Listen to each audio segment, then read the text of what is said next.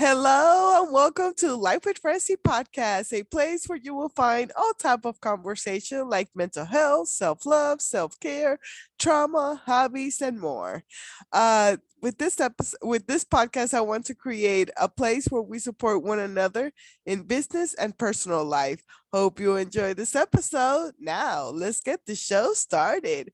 On today's episode, I have the pleasure to talk to Starlight. So I met her because she showed up at the Power Networking for Podcasters event, an event that I host in the Women in Podcasting community, where Jennifer Hensel help women create, start, and monetize their podcast. But let's get to know Starlight. So, Starlight, welcome to the show. Tell us, what is life Thanks, with you?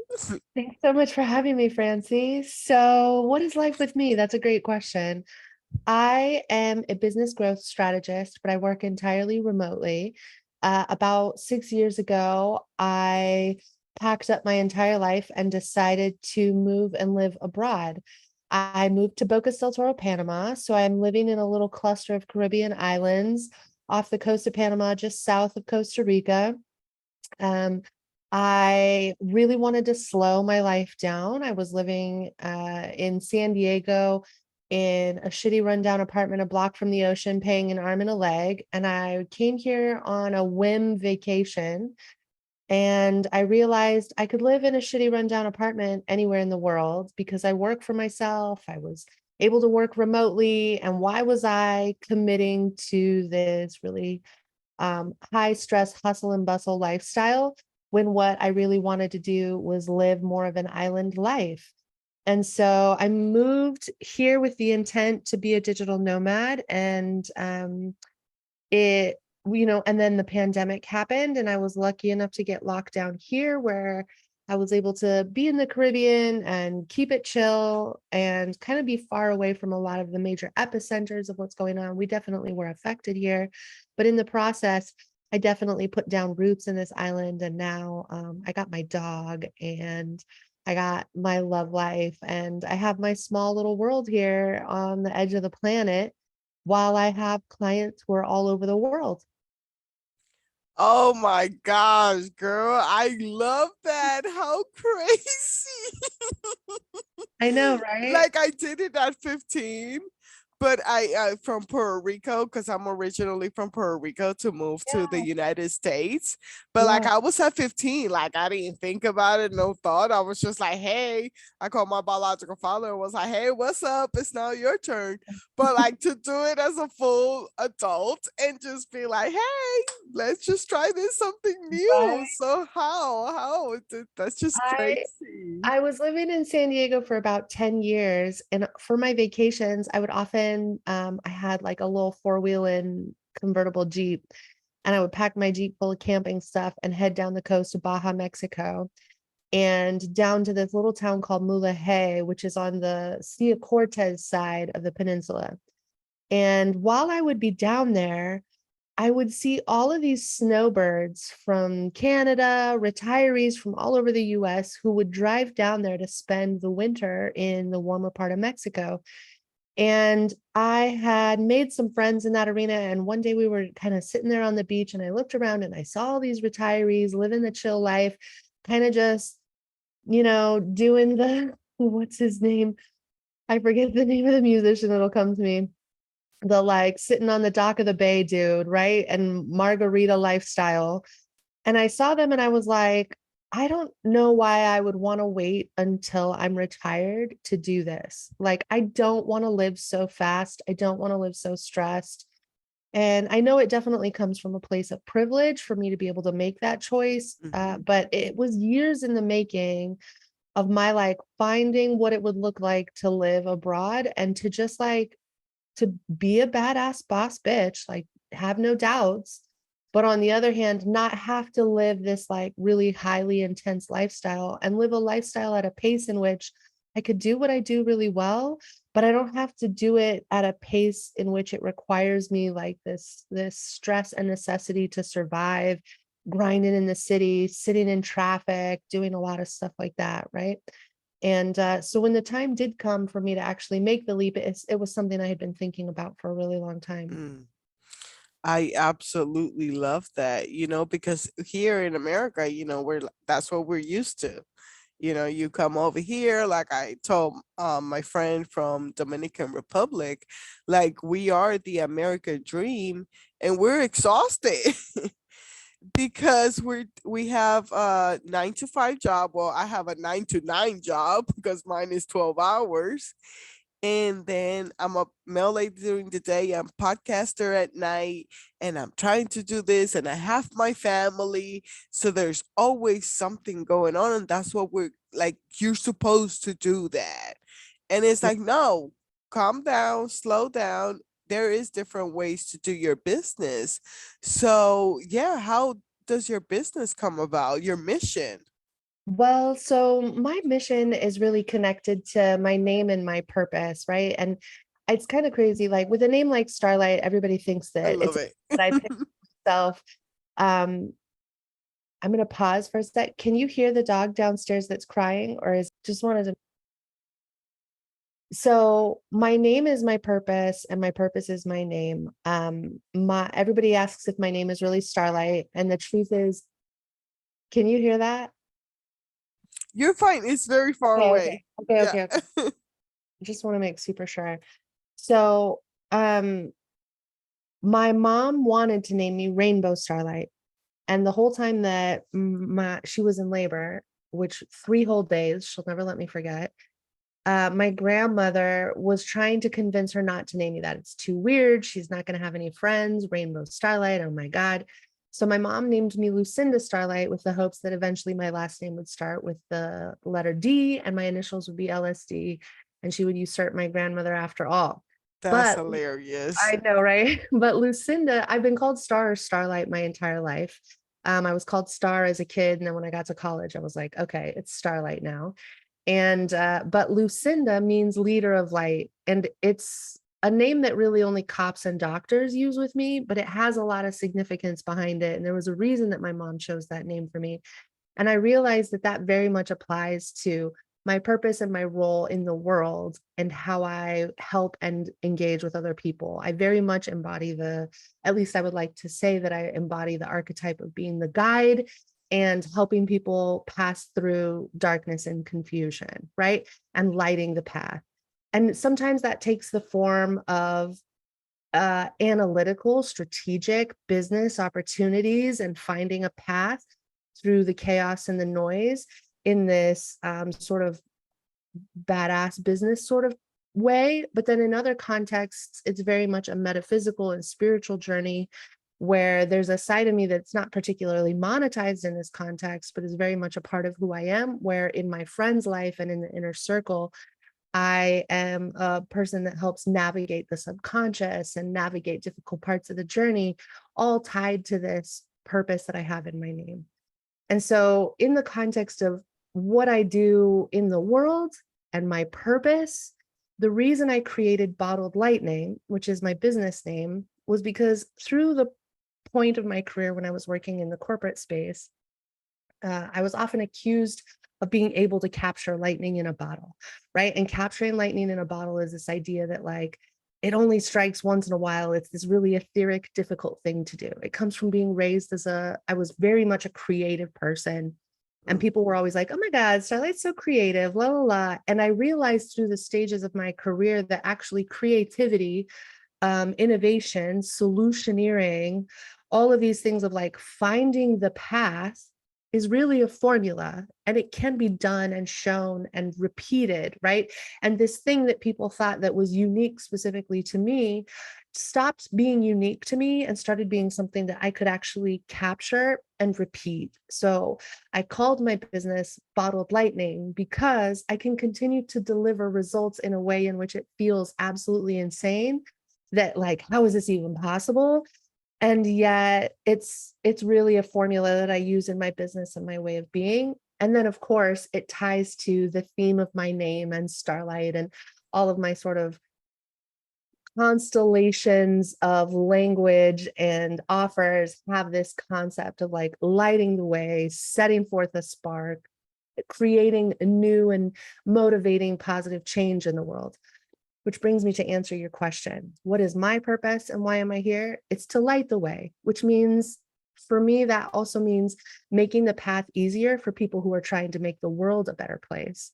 I believe that people who are doing good work in the world should be well paid, live fulfilling lives on their terms, and that the natural default of doing good work in the world is to have a peaceful and successful life. And so the kind of clients that I work with and the sort of projects that attract me are people who are inevitably doing good work in the world and yet can really use that burst of acceleration that comes from a dose of bottled lightning.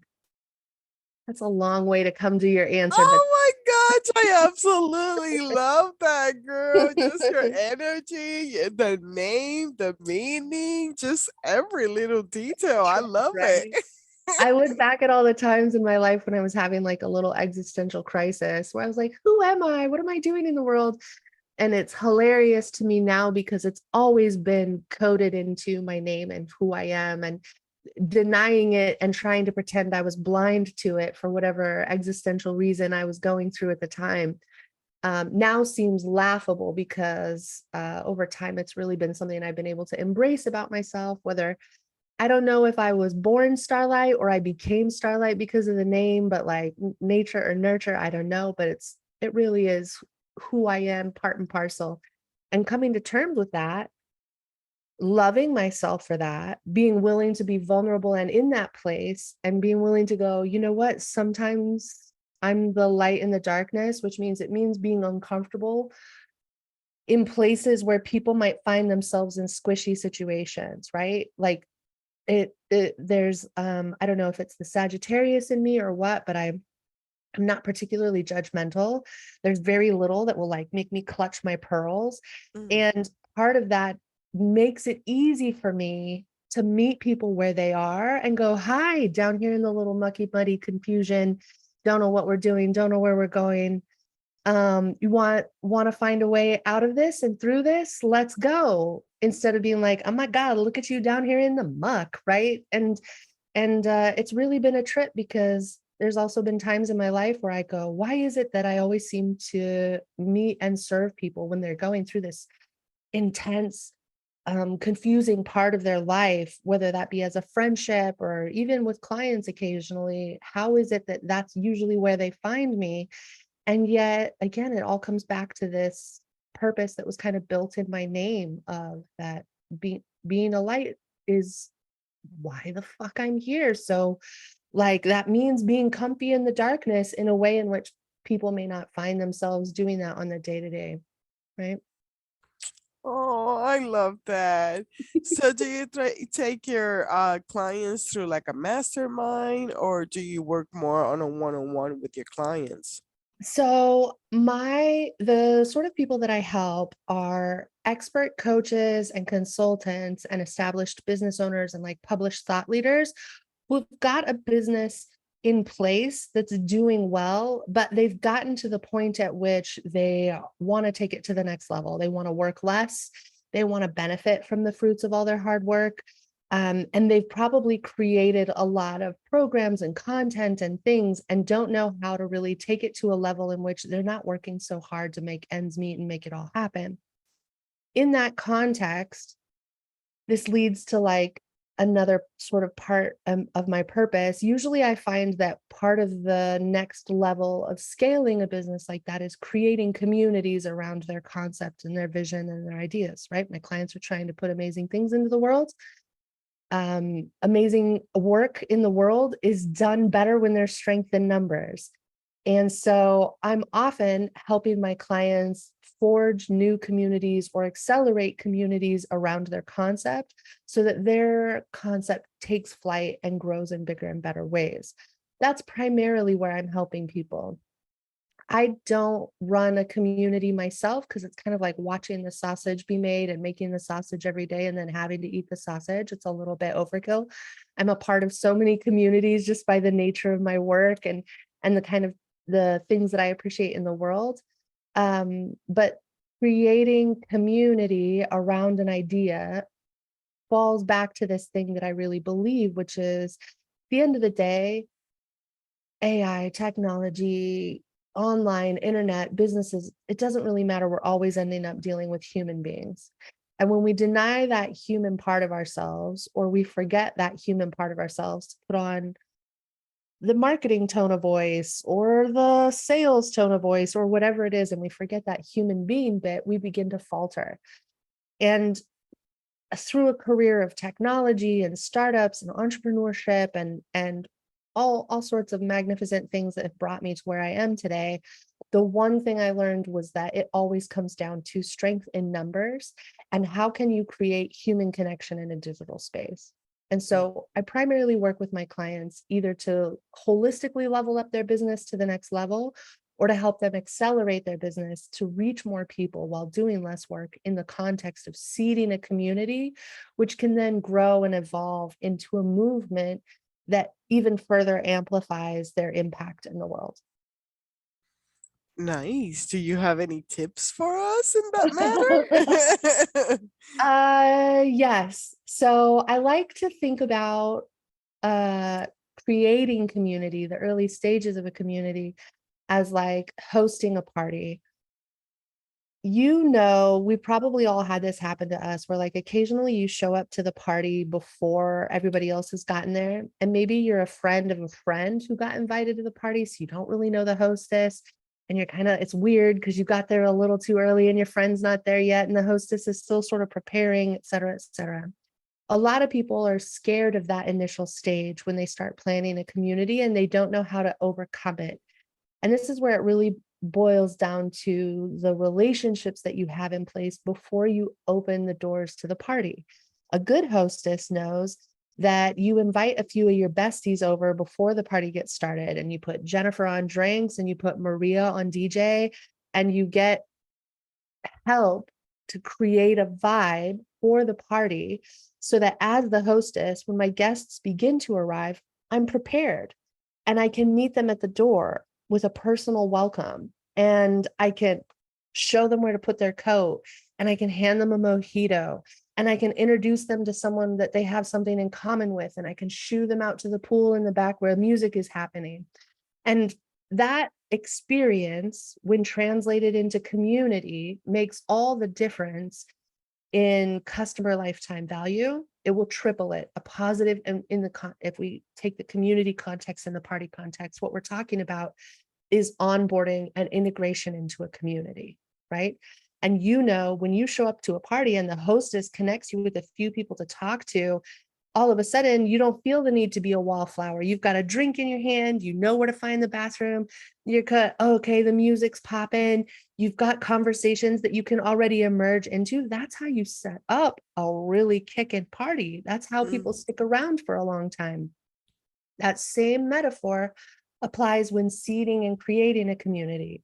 Is there a welcoming onboarding sequence in your community that makes people feel personally welcomed, shows them where to find stuff, gives them an easy win? In the easy win, this context is like a margarita, right? I'm putting something in your hand that makes you feel at home in this place. And it's also going to lead you towards the ultimate goal, which is staying and enjoying yourself for the evening. And then there's the element of introducing them to other members inside of the community so that the hostess isn't the sole person that they're connecting with, right? That they have, I use like a community that's designed around one person isn't a community, it's a cult, right? Like it's not about one people. Yeah. Community is about being able to connect with a purpose and an intent.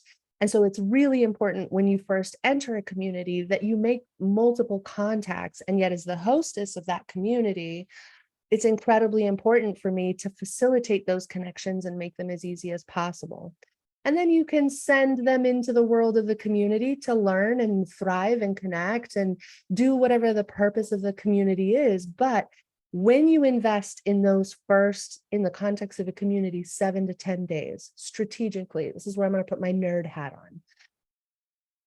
The customer lifetime value is tripled by a positive onboarding experience. They stay 3 times as long, they upgrade to other packages over time. You will, 3 times the lifetime value of a customer can be really significant financially when you start doing the math of what that takes. And yet it's such an area that's overlooked in the context of even in the world of courses and memberships and programs. People overlook this part because they're just jumping right into the program that they've designed and they're ready to get started. And yet that first week is such a psychologically ripe time to forge a genuine connection with somebody that can actually strategically bring you a lot of money over time, but also does what's really important underneath all of this, which is forge connections, create impact in the world, do something bigger than yourself. And in this small little way of just being a good hostess at the party, you're able to absolutely magnify the impact that you can have across the board. That's one of my favorite things to share with community builders. I love that. And a community is like everything, everybody's looking for it at the moment, you know, Is like it happening the pandemic and everything else. So people are like craving that community again. absolutely, it's something that's definitely gotten more mainstream recently, but I I think people often forget that the core of community is what keeps human beings surviving. And that we've been creating community since we were gathering around fires in the caves at night and protecting each other and telling stories and creating a connection amongst each other in which we knew that we would have protection and somebody would have our back and we would have somebody else's back. And I think it's something that we like slip up a little bit when we think about the online world, as though that same connection and necessity doesn't apply in the online space because it's all digital or whatever. But really being able to create that forge of connection, create that common bond of community is essential to our individual and human species survival. And so it's not just about doing it in an online business. It's not just about a really great way for a startup to reach, financial viability. There, sure, impact, strength in numbers, be an author, take your message to the world, whatever. But there's also this element of like, how well do you know your neighbors? And what are you learning about your own connection and community of where you are and where you live and who maybe your family or maybe your extended family or your friendship circle, and like the importance of community to our individual survival. It's a human need to belong.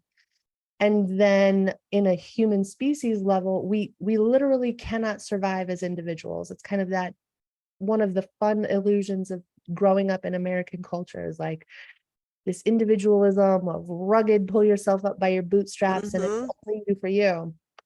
I think you might relate to this a little bit as well. It's not really common culture outside of the US. I don't find that at all, especially being in a Latin country. Like my understanding of what community that is possible, what family can look like, being a part of a Latin community has taught me so much more about where American rugged individualism has actually set up us individually for failure because Mm-hmm. we think we have to do it all on our own. And when I look at families and I look at cousins and wider circles and even neighborhoods of people who have grown up together and how they care and protect each other, it it it brings up this like feeling of cultural loss in a really major way where you realize like, oh shit, I'm one of those people who now needs to forge and find community on my own terms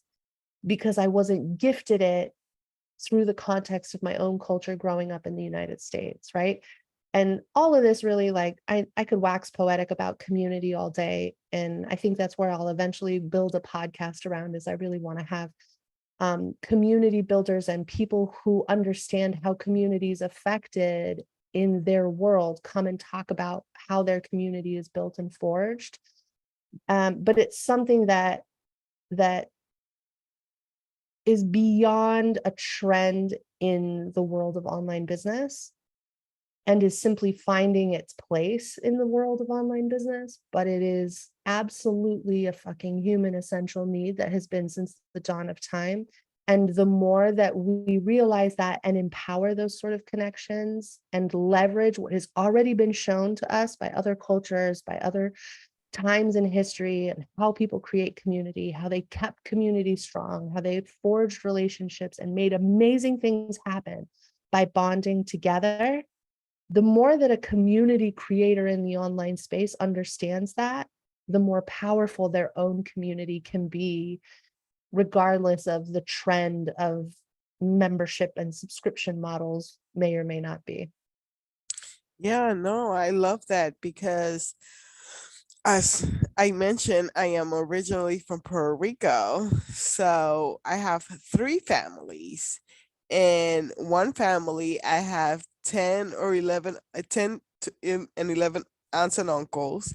And then another family have 9 or 10 the same. So I have like 50 cousins, Yeah. first cousins. That's not even second cousin, no, like this is first cousins. And it was amazing. And but when I was a teenager, like it was overwhelming. And in a way I saw my mom like having a family and taking care of the household as a weakness. So I wanted to be different. I'm going to be independent. I'm going to have my own money, because my mom was a stay at home mom. And I was like, oh, I'm not doing that and everything else. And seeing the family, how they depended on other family members, it was like, oh my gosh, sick to my stomach. Yeah. Well, fast forward, I'm in the United States. I go to my darkest days. I make a lot of mistakes and this, and that. I get myself in a lot of situations. And now I'm like, oh, wow, I could not have survived alone. Yeah. Like, I'm so glad that I created my own family and Yeah. that I have like my own community now. And I have been working on social media for the longest time, doing different network marketing stuff. Yeah. But it was until last year that I created my podcast and now I promote myself. So Yeah. now it's different, but I want to create that community again to show people like you have to ask for help. You have to know, like me, okay, so like I love dessert. So I got my girl that does the cake. So I know that for birthdays and everything, I'm like, hey girl, I got a new birthday. Yeah. What's up? Then writers, I just finished an interview with a writer in Kansas City. So it's like, oh wow, because of another writer in Kansas City. So it's just knowing and introducing people to others that I might not be able to help you in whatever you need at the moment, but I have somebody else that can come in and take over. And so we don't do life alone because doing life alone sucks. It's the worst. Doing life alone, I like to say, like, going it alone is a shit way to live and an even worse way to do business. It's just it's a common misconception about quote unquote the American dream, and there is a lot that's possible for people who embrace individualism. But at the end of the day, the hero's journey, every person is finding belonging as part of their human journey of transformation, as part of their growth. They're finding their people, they're learning to step out of who they are and find belonging amongst the world of others. And like, it's an essential stage of humanity. How can we deny its importance? There's also the thing that you mentioned that I thought was interesting was like the idea of like gender roles in the context of a culture versus the function of a community having common values and a common mission and vision together. Yeah. There's a lot of interwoven pieces there that can be extracted individually, but there's also an element of like, how do those things all play a part in the sort of community that you are in, and then creating and finding your own community that you actually really vibe with, versus the just inevitable patriarchy and capitalistic society and all of the things that we sort of figure out and have to navigate in today's modern world of Western culture. It's absolutely insane. absolutely insane. Yeah, and I can see it. I can see the structure within my family because there was 6 women in my families, and most of them were stay at home, Yeah. but we had 24 kids to take Right. care of. So there Right. was at least 5 to 10 kids at all times, Yeah. and I was blessed that my mom was able to stay at home Yeah. because I came more like my biological father. And so I feel so bad for my mom Yeah. because that poor woman did not deserve a child like me. She's a saint. So, Yeah. and then so blessed that my dad, who took me in at one, he let her allowed her to stay at home, and he's a provider, and they built a really strong structure that when I came over here, like I missed that structure, Yeah. because everybody has their own place. And even though families sometimes can be a pain in the butt too, and a lot of troubles, when in time of need, you are there for each other. Yeah. So it's just, you can't do life alone. You can try to be, a lot of people claim the self-made, Yeah. but are you really, when you have YouTube, Google, podcasts, books? Are you Yeah. really self-made? You had to Yeah. learn it from somewhere, somehow. Right.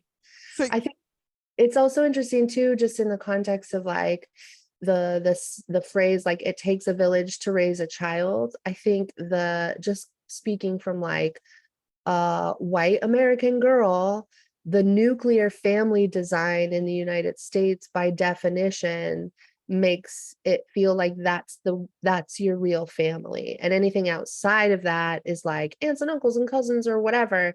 Whereas what I see in other places where I've traveled the world is that a mom isn't staying at home alone to handle it all by herself.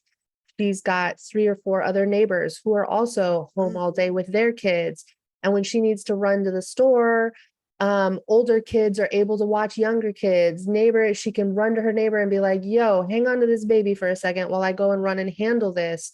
And there's an element of people looking after each other because there's no your nuclear family is the only people that you belong to, right? An example of that is like you would it's culturally inappropriate as a white lady in the US to see someone's child misbehaving and to Oh say my God, yes.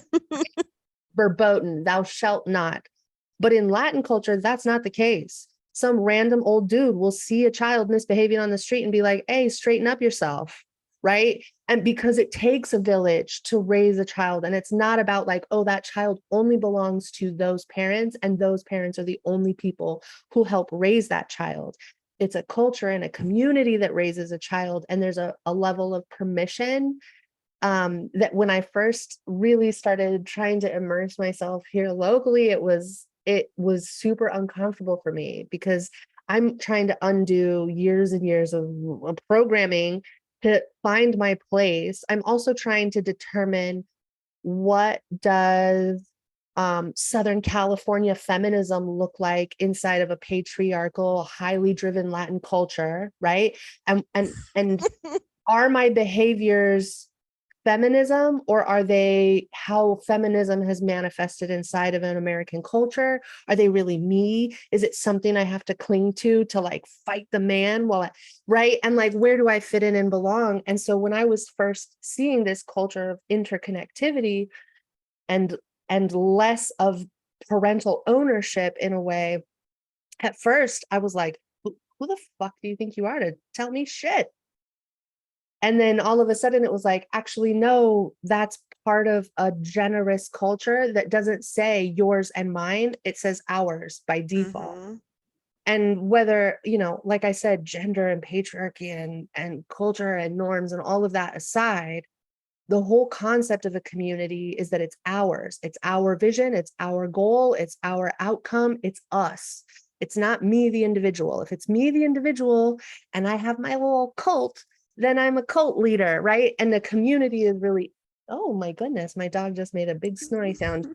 A true community is interconnected and interwoven into a place at which there's no one single point of power or stress or lack where people might dip down below. The rest of the community balances out to kind of create this fluid, interconnected ability.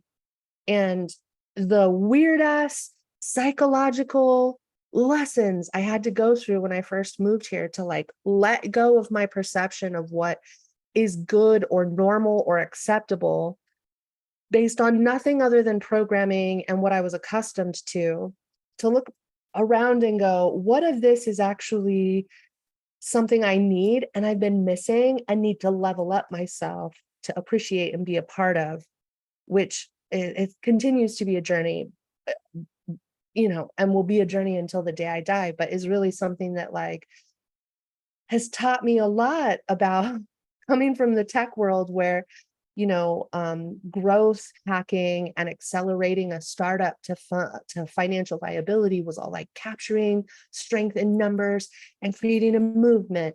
And it was really coming from this marketing value extraction place. And so I knew how to build strength in numbers. But it's only been over the years of my understanding and diving into human relationships that I've really learned what it actually takes to build community, which is a completely different fucking game. Forgive me for swearing.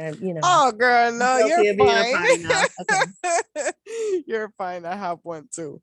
As long as it's in English and not close to my mom, because that's Yeah. another No, no, thing no, no, no, no. about No viejitas Latin, around here, baby. No, no, no, about no, no, no. having Con a respecto. yeah, about having a Latin mom, my Puerto Rican mom. Like Uh-huh. I'm 35 and I Uh-huh. still not allowed to curse. Yeah. So, but I'm loving this conversation, and you're actually like making me miss Puerto Rico, because I Yeah. do miss that culture and that community and that support and people being there for each other. Yeah. I do have to ask, like, what is a day in your life just because you're in a different Right. country and like living that experience? Yeah. I live in a really small island with a pretty small population. I don't think there's more than maybe 10 or 15,000 people in the province. I don't think there's that many people on this island.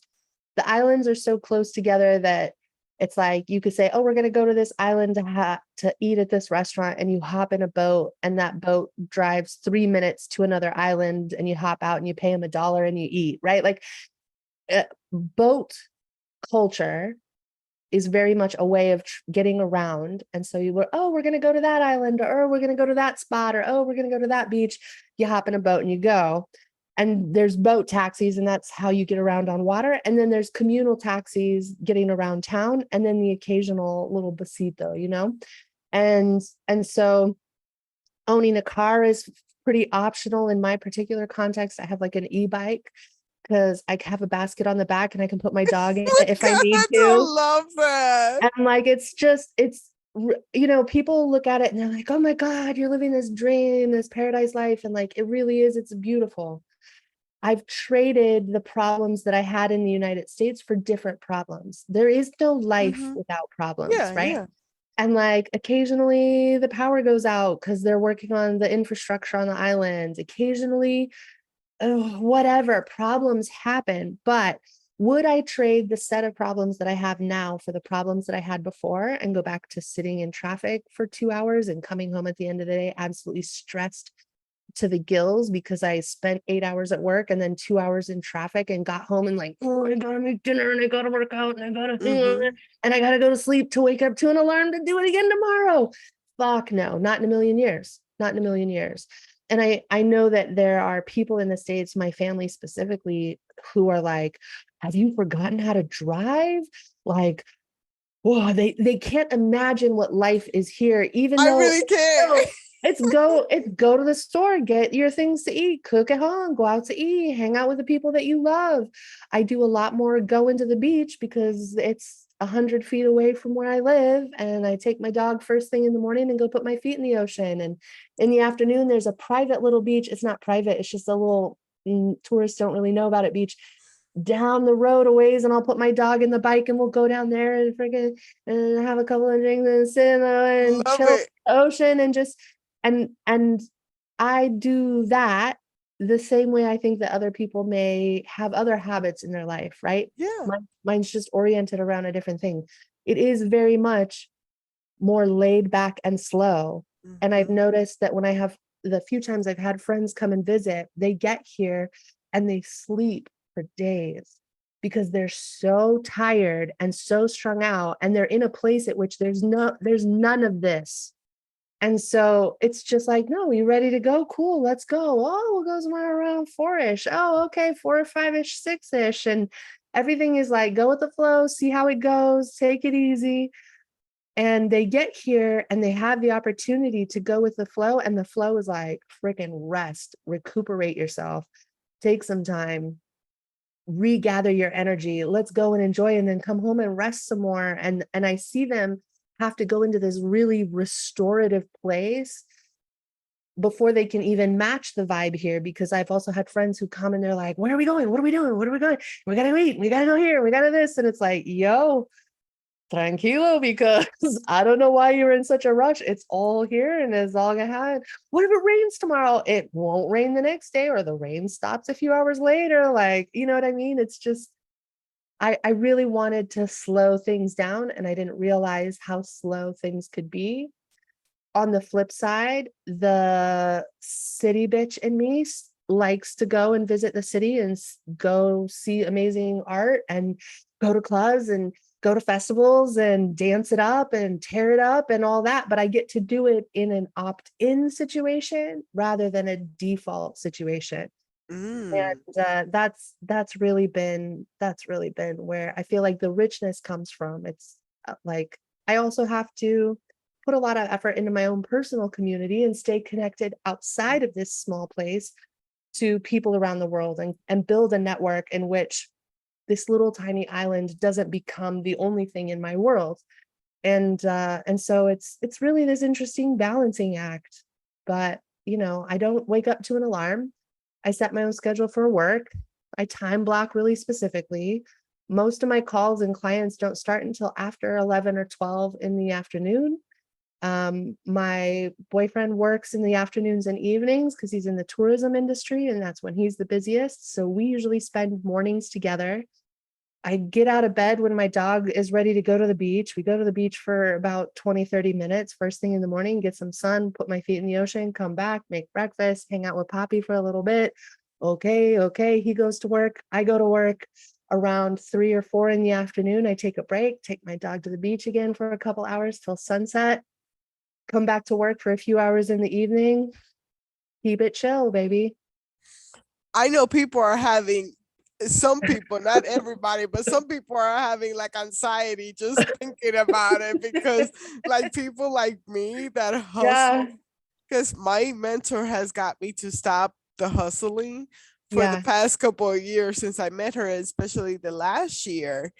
And I just can't. Like, I Yeah. cried the first time that she was like, you need to get off the overtime desire list. And I was like, but no, how is the mail gonna go if I'm not there? Yeah. Like, I have to work 10 hours, 12 hours, 6 days a week, you know? Yeah.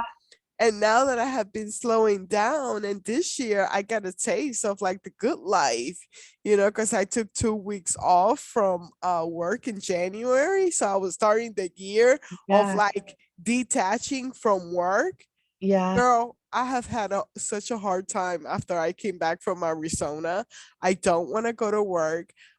That alarm sounds and I just want to throw my phone. Like, Yeah. I'm tired, and now talking to you, now I miss Puerto Rico. Like, I want to go Yeah. back to Puerto Rico. I think I don't want to have any mistakes. I am a highly driven person. I see something No, I yeah, desire and yeah, I build yeah. it, right? But I had to come to terms with, I don't know if you're familiar with Gabor Mate. He's an expert in addiction. And for him, it all stems to childhood trauma. But when he talks about addiction, he doesn't just talk about socially unacceptable addictions, he talks about socially acceptable addictions. And one of the socially acceptable Mm. addictions is work addiction and productivity addiction. And this idea Wow. that I am not productive if I'm resting. I'm not being productive if I'm just sitting and enjoying myself quietly. That if I have a hobby, I can't just do it for the sake of having that hobby. I need to make money doing that hobby. And that's Mhm. actually, I think, and it all boils down to trauma. Am I good enough Damn. if I am not actively productive? Am I good enough standing, doing nothing, listening to music, vibing in the desert, being absolutely unproductive? Do I still have value? And I think for a lot of us who grew up in that hustle culture, my mom, I saw her as an entrepreneur grind and grind and grind and never take a break because her business was always the thing that she had to focus on. And I had to come to terms with in listening to him as he's an incredible expert. His books, his videos, anything you can get your hands on by Gabor Mate. Dame 5 minutos, cariño. Give me 5 minutes.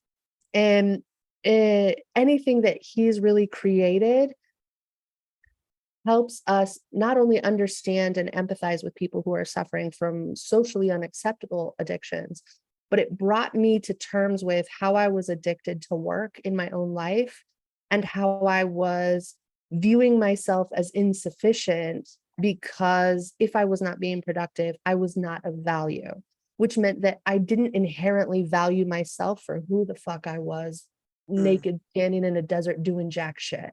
Right. Yeah. And so in helping and working, and I wouldn't say that I've overcome it entirely, but it's something that I've seen as a generational trauma in my family and have made a particular effort to sever myself from this addiction to productivity and find ways to value myself and enjoy my life without this need to be productive in order to heal myself of this insecurity that I'm not enough simply by fucking existing on the world, that I belong here, even if I am entirely unuseful. Yo, Wow. right? Like mind fuck right now. Yeah. Oh my God, that's awesome though. But yeah, I could talk to you forever and ever. I am Me so too. Me too. This excited. has This been is so great. I awesome. love it. I love it. Where can my listeners find you? On social media, I am at iBottleLightning on pretty much every platform. Bottledlightning.co is my website. Feel free to send me an email at hello@bottledlightning.co if you just want to reach out and connect. But those are real easy places for you to find me. And then of course I'm Starlight on LinkedIn. Awesome. Well, thank you so much for your time. Like I said, I had such a Yeah. great time. You brought Yeah, me back Francie. home. And I loved you speaking Spanish that second. I was like, oh, you sound so cute. I love it. Yeah, girl. When you head to Puerto Rico, let me know. I've got some friends and family there I need to go visit as well. So you never know, our paths could cross. Plus, I Heck really yeah.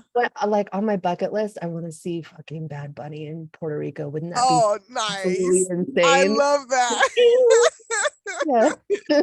No, definitely we'll keep in touch. Okay. It was so nice being here. Thank you so much, Francie. Thank you so much for listening to another episode. You can find my podcast in all major platforms as well as YouTube. You know, do your thing, like and subscribe. Hope you have a blessed day. Ciao.